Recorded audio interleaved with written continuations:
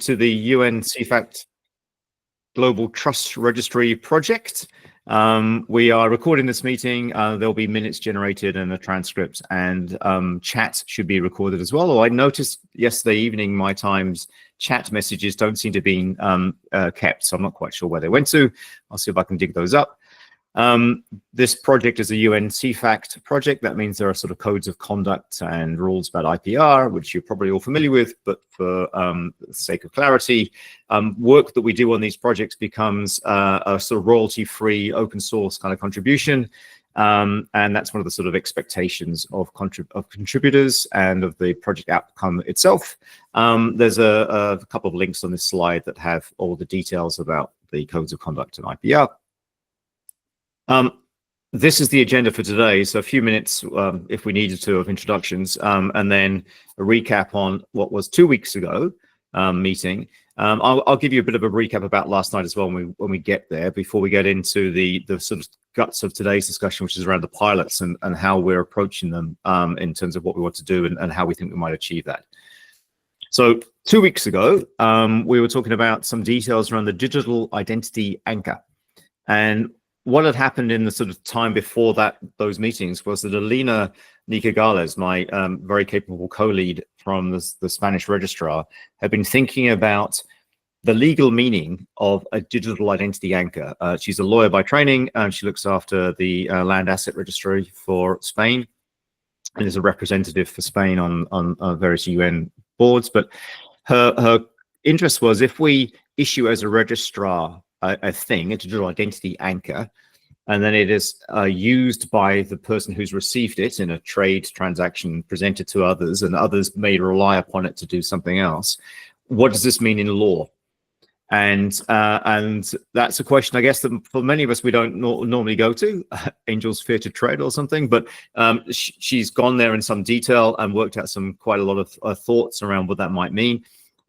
It's basically following the UN CITRAL MLETR kind of thinking, about basically saying that the electronic record is the equivalent of the physical record kind of concept.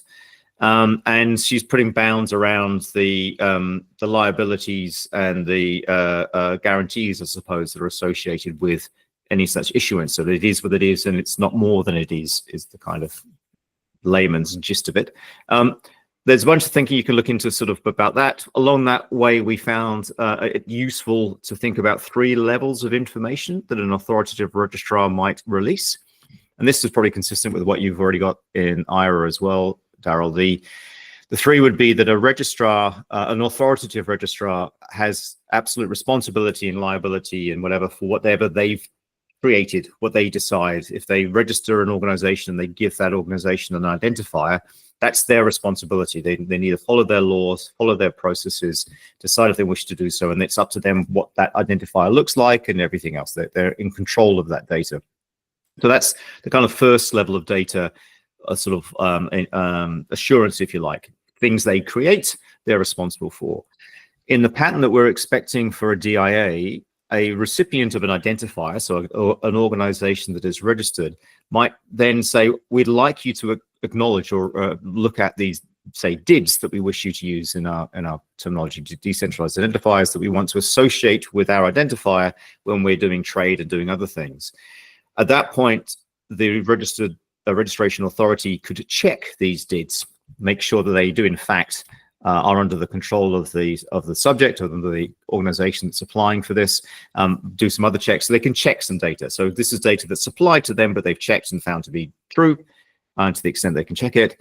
And that's the sort of second level. The third level would be, in a sense, stuff that's given to them by the subject, but they either can't check or just haven't checked.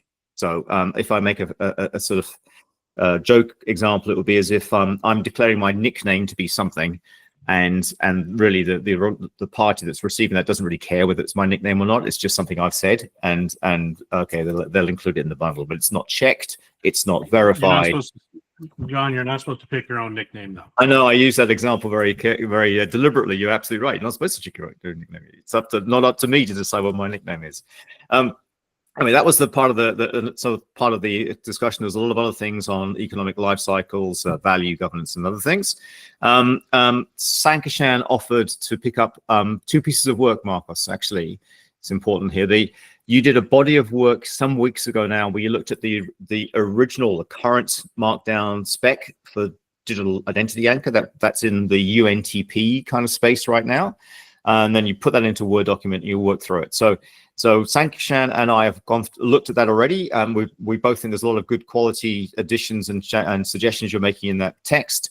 And what we're looking at is how do we kind of reconsolidate the stuff that Alina was doing on the legal meaning of a DIA, the stuff you were doing on the DIA sort of spec that was in the UNTP, and sort of move into a let's all work off the same set of pages, if not on the same page. So we're consolidating documents. So Sankeshan's working on that now. He's helping us sort of do that background work. And when that's sort of up and ready, we'll then have a view for you and others as to, well, how have we consolidated this and what does it mean? So that was last 2 weeks ago. Thank you. This time, I already wanted to focus the conversation on these pilots. So in the project plan, I kind of inherited and accepted. There's a couple of pilots, 2 pilots that are anticipated, if not more than 2. And they serve a number of purposes in the project. The fundamental sort of reasons are that they will help to confirm, ratify, prove the ideas that we're developing inside the project. They will also form some of the kind of justification for any recommendations we make to the plenary. And there was a useful conversation yesterday with Steve Capel around the subtle differences between a recommendation for plenary, which is a policy decision, and a specification of something. So this project will do two qualities of thing. One is sharpen the specification with digital identity anchors and how they might be used and the meaning and so on. But it will also recommend the creation of a probably UN created curated directory. And that's a new thing, right? So that's not a thing that exists. It's not a sort of specification. It's something that we'd recommend is created a bit like ICAO's PKD system for passports. And that would then need to be considered by the UN CEFACT plenary. It's not something that they in their own space can just ratify. So that's why it goes sort of broader to the countries and so on. So that's why we will need to get to them several months ahead, like 4 or 5 months ahead. So January of next year, we need to have released the recommendations so that it could be possible in July of 26 to get approval. So that's that sort of thing. But these pilots will feed into that. I've thought of these pilots as having 2 kind of broad types of learnings. One is the idea of exploring, by which I mean I don't expect any of these pilots to be faultless and to run without issue. In fact, it would be disappointing if they don't find out things that we hadn't been aware of and we don't sort of improve because of what we've learned. So there's a sort of exploration, experimentation sort of thing, right? So we're not expecting to prove perfectly a concept that already exists. We're expecting to improve upon something. But nevertheless, we do want to demonstrate that the core idea is workable and adds value. So there's the sort of two things we're trying to achieve. Each pilot is going to have some core elements. The pilots are each going to be different, but they're going to have core elements that are the same. And those core elements are sort of fairly easy to call out. So there's going to be an authoritative registrar. There's going to be some supply chain participants, and there's going to be the UN CEFACT authoritative registrar directory, whatever we end up calling it, that card thing. And those are obviously necessary as a sort of pilot for this particular project. And again, in a similar vein, there's going to be some obvious actions that we'll want to see executed in a pilot. We're going to want to see issuing of a digital identity anchor, presentation, or linked data sharing of digital identity anchors, the verification of a digital identity anchor, and the checking of registration, checking registration with the authoritative registrar, checking that the authoritative registrar is inside a directory, that sort of checks. So those are obviously kind of core elements, but if they're going to be a supply chain demonstration, and I suspect when I give Marcus a chance to talk, I'm sure he will talk about the San Salvador idea that he's got, which has probably got already some other elements that are important for that particular supply chain or that particular value chain, and they'll add other values, other ideas into this sort of core mix. For the group yesterday evening, not all of them are as technical as I think this group is in front of me now. So I was presenting a fairly simple sort of sequence diagram of sort of 3 blocks of actions that are happening here in a pilot. One would be the idea of the authoritative registry or registrar applying to be listed in the UN CEFACT list. There's got to be some sort of handshaking, some sort of checking of processes, and some receipt of data and so on. So there's a sort of thing to solve for step 1. And then there's a sequence of the authoritative registrar doing stuff to do with receiving an application for an organization to be registered, deciding whether or not to accept that, creating a digital identifier, and then a DIA based on some information they have and that the subject has provided. Sankashan. John, are you supposed to be sharing screen? Oh my gosh, yes. I was gonna say it before, but as I already saw the presentation when you sent it via email, so I had it here. I had it in front of me. I'm going to take that. I'll step backwards and show you what I was talking to. But firstly, you're all too polite, except Sankashan, who is appropriately forthcoming. And the second thing is, gosh, my explanation must have been so good you understood what I was talking about without even the slides. Or far out. No, it was actually very clear. Yes, and I also was looking at this presentation before from your yeah, you had a heads up, Marcus. I don't know what Daryl's got an excuse because he's had a full day already. Anyway, so agenda, blah blah. I'm just impressed with your clarity. No, thank you. Thank you. I am going to take it as a compliment. I don't deserve it, but okay. Previous meeting recap. This was the slide here. That's what I kind of walked through. This is the diagram about the pilots. So this sort of area on the right-hand side of the slide is looking at now. Is where we were talking to. And then we talked about these sort of implementation pilots, these sort of idea of exploring, demonstrating, these idea that there's a kind of minimal core that's going to have to be present in any pilot for this particular project. And that core has this sort of a fairly simple, this is where I got to the sequence diagram view that you'll all be familiar with, where the first sort of block of stuff is to do with registering an authoritative registrar, how we might do that. The second block is that authoritative registrar going through a process that realizes a digital identity anchor being released. And then the third block being the recipient of that DIA, or the recipients, if the pilot has more than one, going through some process of doing stuff to do with supply chains. And that's the sort of 3 blocks. There's obviously an existing process to register a company in an authoritative registrar. We're not touching that. That is what it is. It's the existing legal and operational processes they follow. You'll all know this, but I found it kind of cute. I love diagrams that you can produce from text. So this is the mermaid text that produces effectively that same diagram. It produces this diagram when you pump it into Draw.io, and it would produce something very similar to this if you pumped it into other renderers of mermaid. My hope is that when the pilots get up and running, somebody is able to sort of produce something like a sequence diagram for their pilot that represents what they're actually doing, so that others might understand the sequence that's being followed. Myself probably, and others will offer help to those that can't do that very easily, but I think it's going to sort of be necessary for a pilot to have enough people on board to be able to do stuff like this.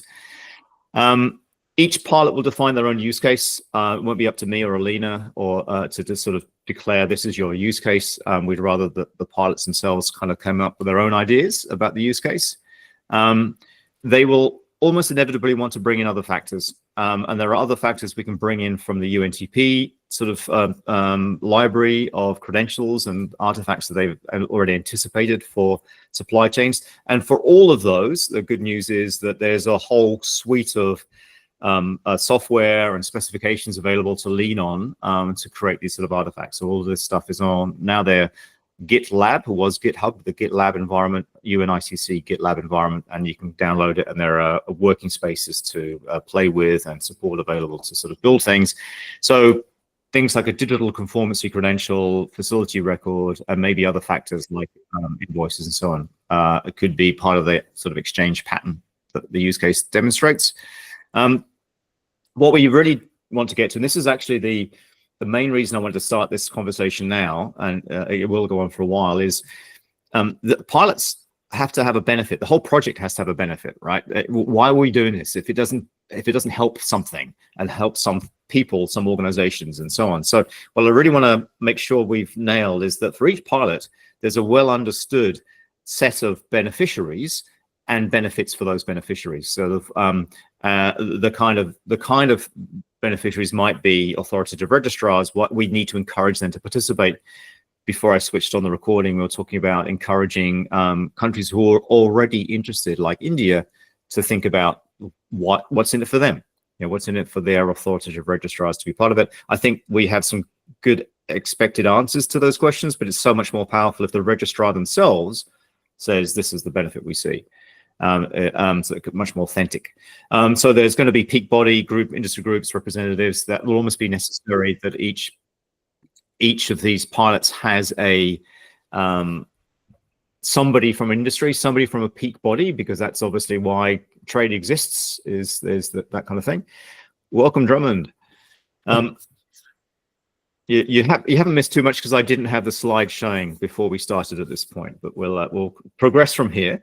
We're talking about the pilots for the project. So the other thing that of obvious beneficiaries are this work we will generate will be this open standard, royalty-free kind of contribution, which doesn't mean people can't make money from it. In other words, if a software company builds capabilities, a service company builds capabilities based on these recommendations, they can, in fact, they'll be necessary because people will need to build the stuff that supports this. And that's kind of an enabler, if you like, for the kind of commerce around the edges of supply chains.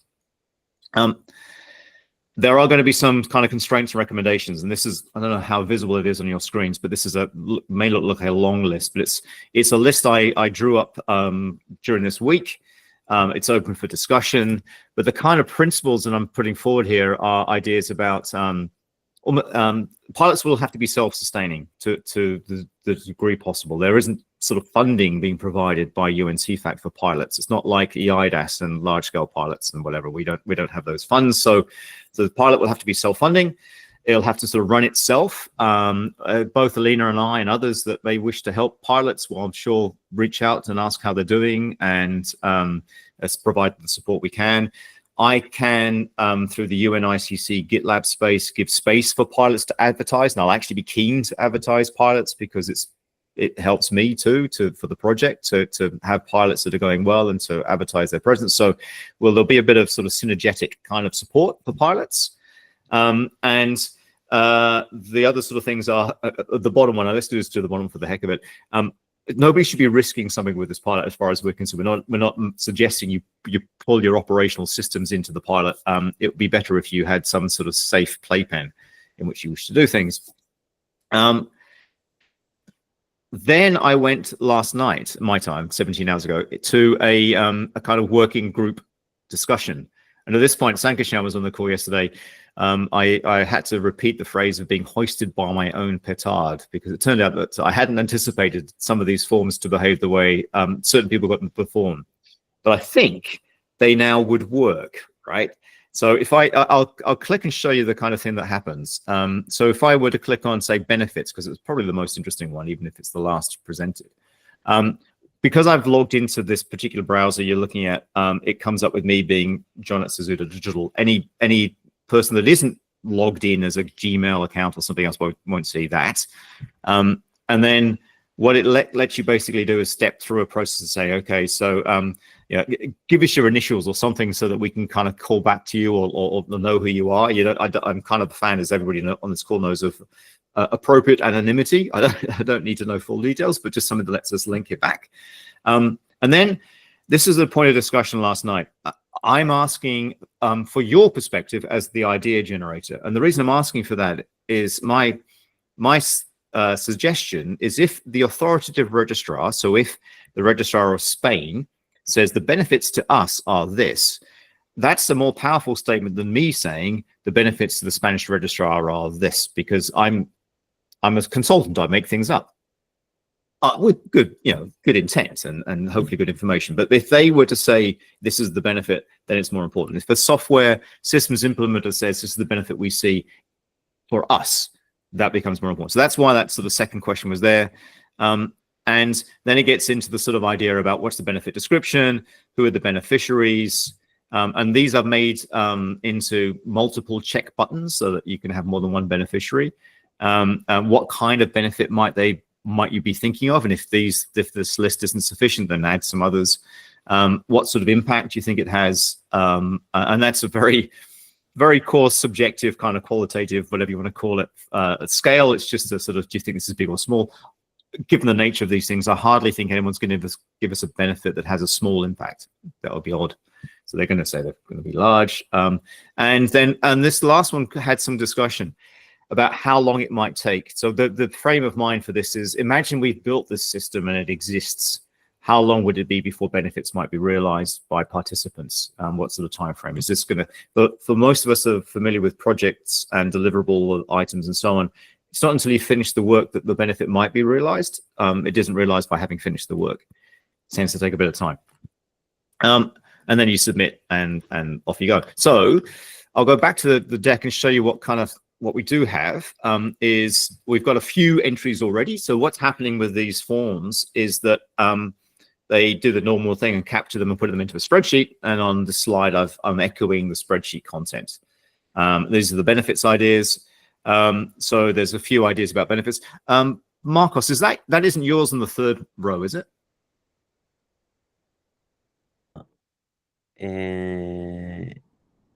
Yes, that is actually. Let me just verify. Yeah, that is me.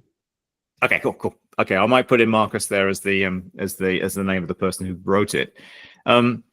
Let's go to the thing that on the next slide that then let you talk to the San Salvador idea for the pilot, because I'm really interested to hear what that's about. Yes. So you put yourself in as a test pilot volunteer. It's a very high risk occupation being a test pilot, but I'm very grateful. No, I'm not kidding. It's not high risk. Hopefully others will also put their names in terms of I'm hoping to create little communities of pilots that self sustaining, but they are known to others, so you can reach out to each other and ask questions. And then we've got this idea about use case ideas. It's necessary that each pilot has a use case idea. So eventually we'll have as many use case ideas as we have pilots, if not more use case ideas, because anybody can suggest a use case. So I've just put in one briefly about green metals industry in Australia. It's a big thing in Australia right now to work out how to get more value out of what we dig out of the earth than just selling it to other people. And so if we can take our iron ore and create a green steel product, then that would be something that would have a significantly more value added to it than just the iron ore being shipped to somebody else. So the idea is that we already know some participants in this particular sector, and we're looking at how we might add the sort of UNTP, GTR stuff on top. Marcos, please tell me about San Salvador.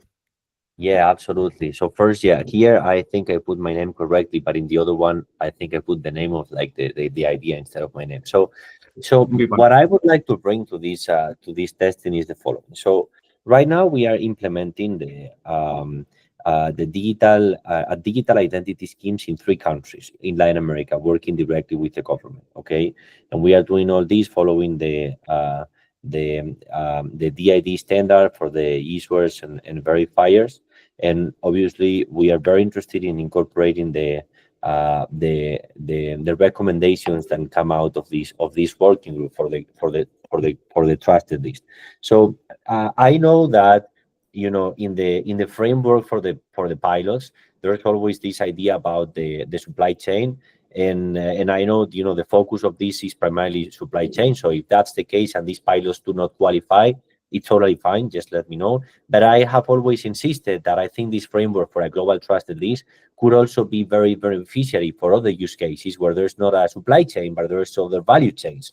And I think a human identity is a very super important value chain that today doesn't have a solution for interoperability in the verification of digital credentials. So in our case, leveraging the fact that we are working in 3 Latin American countries, and that El Salvador, we are going to implement, we are going to have the implementation ready for the national rollout in the Q1 of next year.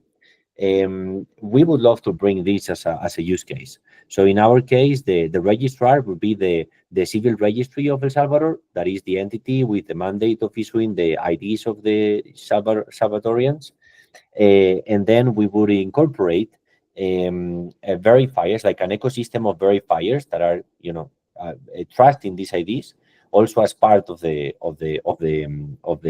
global trusted list, because basically both the issuers of the credentials and the verifiers of the credentials are part of an ecosystem of trust.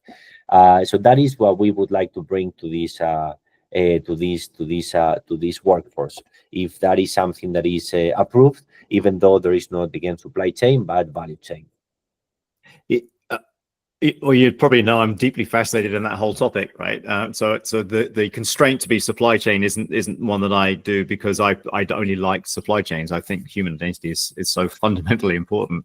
I do want to give maybe Daryl or Drummond a chance to sort of talk back, because I think there's a lot of shared interest in this group around what you've just been saying, Marcus. And I one of the things I said about this project is I don't want to undo or overdo or overlap with existing initiatives. I kind of want to add value to things rather than destroy value in things. And I think we can add value in what you've said. I think there is a thing this project could do that adds value without treading on toes. But Daryl and Drummond, what do you think?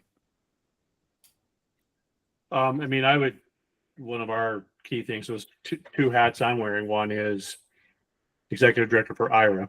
So, I mean, any of this interoperability and overall registry availability is highly attractive for our members, because they're looking to see how do they get at the information that's there somewhere. It's not like anyone's inventing these registries. They exist. They may not have been fully digitized, but they want a consistent way of getting it. So that slides into my other hat, which IRA is a supporter of the Trust Registry Query Protocol. Marcos, you and I met during the days of the Good Health Pass, which is where a lot of that trust registry thinking started. We'd want to see that in play, which, I mean, only makes sense to me. It's just a nice, simple technical implementation, which would mean by doing that, we'd have immediate access for all of our members to support.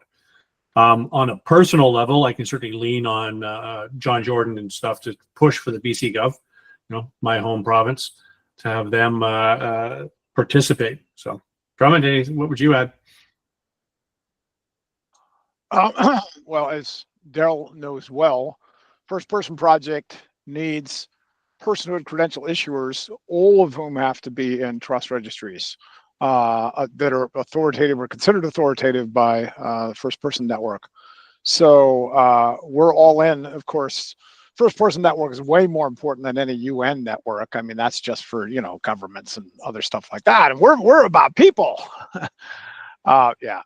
Anyway, my point is we do want those registries of personal credential issuers to be there, in this overall network and have it be interoperable. So we're all in. I'm not sure that's, since we're counting on those personal credential issuers being registered into the IRA Trust Network. Really, we're sort of riding along on that. So however that plugs into the infrastructure and whether that turns into a good pilot case, I'm wide open to. That's why I'm here. But I think Daryl and Ira will be sort of plowing the road for us there.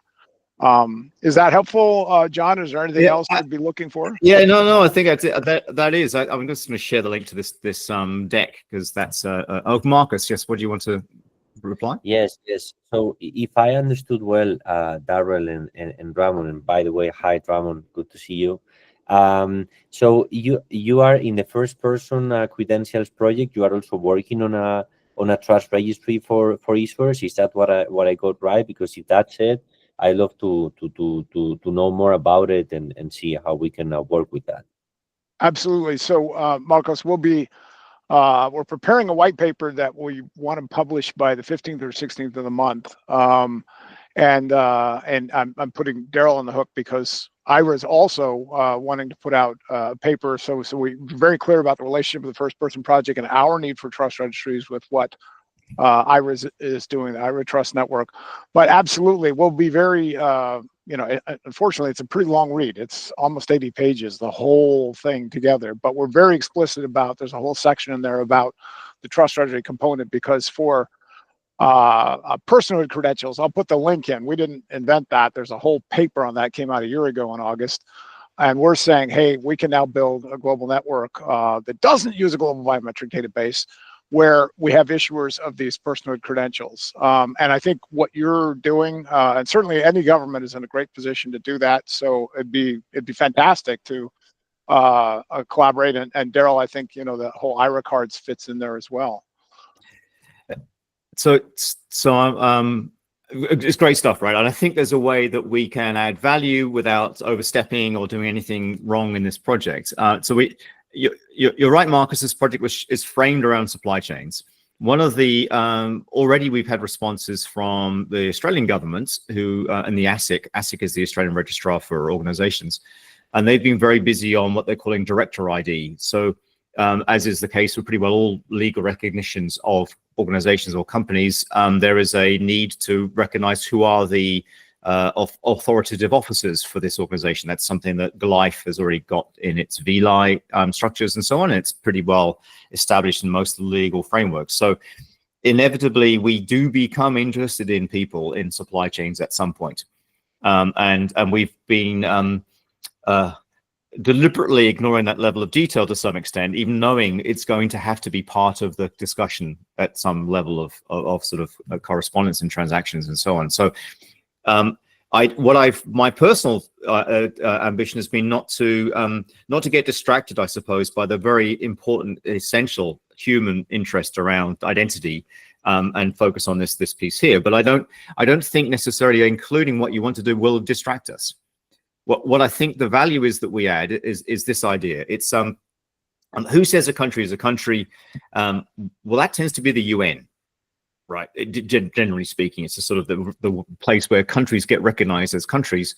And it also therefore becomes the natural repository of if San Salvador says this is how we register people, we have the civil registry, and this is the name of that registry, and this is the process they follow, and this is what they issue, and this is how you access the data, then it becomes logical that the UN would be a place to go to find out how does San Salvador do that bit of its work. It's a trustworthy place, if you like, to go to find things about countries. So I think it makes logical sense. I think it doesn't necessarily distract us, because we will need to understand people. What we'll actually need to add in our supply chain world is the relationship between people and organizations. And that's where it will get interesting, because GLIFE and VLIs have already done that sort of thinking, but from a financial sector initial point of view. And we'll sort of look to lean on those things again. We're not trying to tread on existing work. So I think the use case is very much worthy of consideration. I'd like it to get up. We'll see what Alina and others think when we sort of have the core of them, I suppose. Probably be myself, Alina, and Steve Capel, who was the original promoter for this project from the Bureau for CEFACT, that kind of make a decision about it. But I think it'll be a great thing to include, and sort of move on from that. To your point, I can't help myself, Drummond, but I'm sure I've said this already before. The idea, one of my favorite philosophers is a guy called Kwame Anthony Appiah, and he's a philosopher from Ghana. He's also a philosopher at New York University, and he's written about identity. That's his life's work, and he writes about identity and where you should find it. What's the basis of identity at a human level? And he did 4 profoundly interesting and easy to listen to lectures for what's called the Wreath Lectures in the UK, asking whether identity should be from country, from creed, from color, or from culture. And he finds each of these 4 parameters to be insufficient, really, to encompass the breadth of human identity. So anyway, a bit of a distraction, but if you're interested, I'll share a link to the Anthony Kwame Appiah lectures, and he's obviously got published work. Marcus. Yes, yeah, I'm actually interested, so please share it, John. Just 3 very quick reactions. The first one is we are also most likely going to get a regional supply chain project, a regional custom administration project in Latin America, and that is much more aligned with supply chain. if that's the case, we would love to bring that I think has a full alignment with the purpose of the Global Trust Registry. So I'll be keeping you guys posted on that. That's the first thing.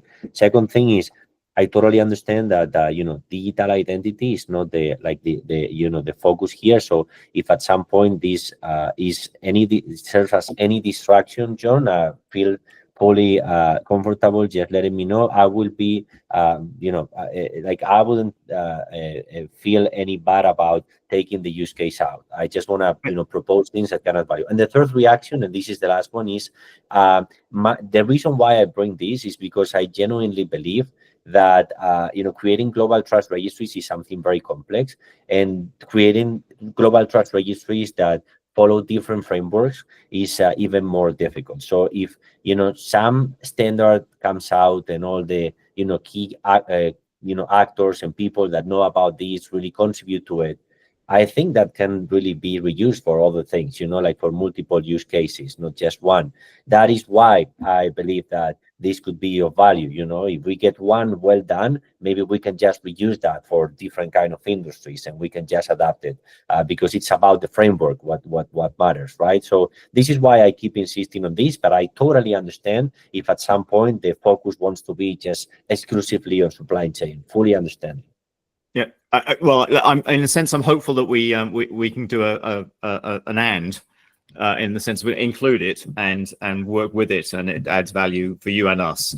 I made a reference a little earlier in the presentation around I'll get Darryl will be there in a sec, about a KOPKD, which we're all very familiar with. I'm sure if we travel with our passport, right, the reason our smart passports work is that the governments who participate, there's about 106 of them in participating in PKD, have provide their public keys through to the UN ICAO organization, and that lets your gate when you arrive check to see that the signatures in this passport are valid.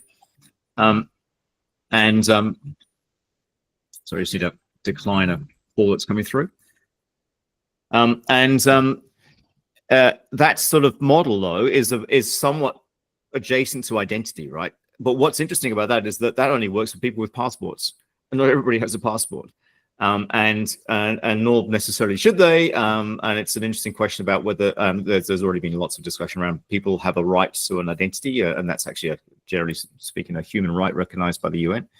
But it's going to be. So I think where I was going to with this is that what we would do by including that use case is interesting because it has some adjacency to the stuff that's happening in other parts of the UN, I think. But it's not, I think it's a problem worth looking at. And as you said, if it doesn't distract us, we might find something useful out of it, right? Darryl. I was just going to add for Marcos that even if it does distract from this Global Trust Registry project, I think there'll be interest in other places anyways. I'm really curious to see what's going on in the membership of IRA is fully intended to be global, and we're looking at all of these things. And the fact that you're working in Central South America is awesome. Yeah. It's if we get these pilots together, the countries that have already expressed interest, it's really impressive already. And I'm aware, in a sense, embarrassed that I've yet to get Australia to join the group. But we would have, India, British Columbia, Canada, Spain, and now San Salvador. And if I can get Australia, well, we've got a fairly nice sort of spread around the world. So it's a good start. What I did yesterday, which is where I suggest I got hoisted by my own petard, was, and this is why I shared the link to this deck, is that those links are in the deck, obviously, and if you click on them, you can add stuff. And my aim was that the participants in the call yesterday would be able to sort of add things in real time, but also later on. So they're going to stay open probably for the coming days and weeks even. And what I'm going to be doing is using it like a fishing net to capture the ideas and try and sort of corral them into shape for the pilots. So from your perspective, Darryl and Drummond, Anthony, if there's ideas you have around use cases, if you want to volunteer for pilots, if you think that there are some obvious beneficiaries. In fact, if you know of work that already exists around the beneficiaries, you've done this, Darryl, for IRA, right? You've had to write about the reason why trust registries are a good thing. So Just a little. The difficulty is I have Drummond holding me to the fire, and another 4 hands holding me to the fire until probably the end of next week. Okay. But I am going to share some with you and with you that relates to the story of why trust registries are the linkage. Okay, thank you. That would be awesome. Be excellent if you can. So that's sort of what we finished on yesterday's discussion, other than me faffing around with the forms. It's a technical phrase. I didn't have them quite right, and people were sort of exploring that. The rest of these decks are kind of this growing list of things that I've basically just been adding to. It's like a cumulative kind of effect. So you'll find the supporting content is inside here around all the original sort of objectives and so on, but also what might be useful, but not. You guys are already familiar with this, a sort of very simplistic walkthrough of a kind of process by which we might realize the need for the verifiable credentials and the UNTP kind of model of thinking around digital identity anchors and other claims in supply chain. So that's there for you guys, or for anybody who wants to look at it. I'm going to stop presenting. So I guess recap on the pilots. This is the start of the conversation on pilots. My ambition over the next days and weeks is to encourage those that have expressed interest to kind of come forward with that interest and to start putting some sort of substance around it. That'll include reaching out to the, can't remember Brianna's surname, but Brianna from British Columbia was the person that was mostly reaching out to me from the British BC Gov area about pilots. We've got similar interest from India. The Spanish committed yesterday that their board have approved the pilot. So that's really encouraging. We're not allowed to do it officially yet, although I suppose it's been recorded, but there'll be an announcement in due course, not that long. We'll announce the Spanish trial or pilot. And we're also tying together some interest in Europe, it seems, with that pilot. Someone each of you might have met, Clary Schellhauer, who works out of New Zealand, but is actually looking after the European Retail Association. And she's expressed interest that that association would like to participate in the Spanish trial.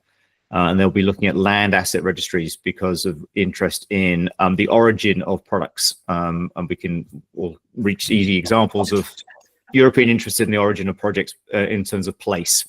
You know, I can't pronounce the word correctly, but the wine, Rioja, however you say Rioja correctly in Spanish, but the wine has to come from a certain region, champagne has to come from a certain region, cheeses have to come from certain, we all know the story, right? So land, asset, location stuff becomes useful for the supply chains are important. That was me. Anything else that anybody wants to say? Any comments? I just want to thank you for the lead as always, John and Darrell. I'm traveling this next week, but I love to touch base on IRA as soon as I'm back in the office. I will ping you for that. Perfect. Sounds great. Good stuff. Okay, thank you all. Thank you for getting up so early, Sankashan, and see you on the next one. Thanks, everyone. Thanks, guys. Thank you.